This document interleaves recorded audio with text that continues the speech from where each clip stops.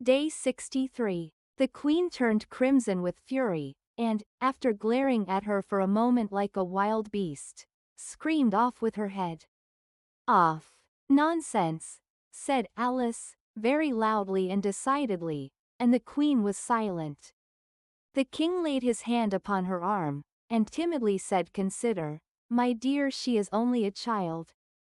The queen turned angrily away from him, and said to the knave, "Turn them over." The knave did so, very carefully, with one foot.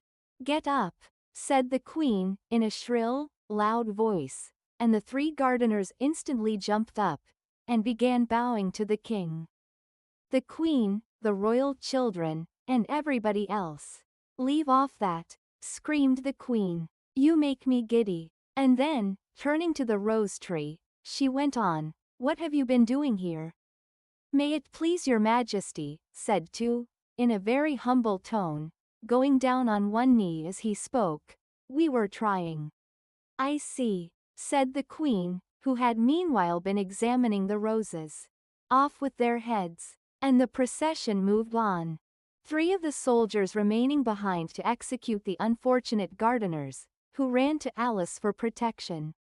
"You shan't be beheaded," said Alice, and she put them into a large flower pot that stood near.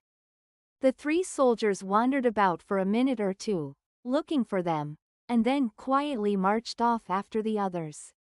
"Are their heads off?" shouted the queen. "Their heads are gone, if it please your majesty," the soldiers shouted in reply. "That's right," shouted the queen. "Can you play croquet?" The soldiers were silent, and looked at Alice, as the question was evidently meant for her. "Yes," shouted Alice. "Come on, then," roared the queen, and Alice joined the procession, wondering very much what would happen next.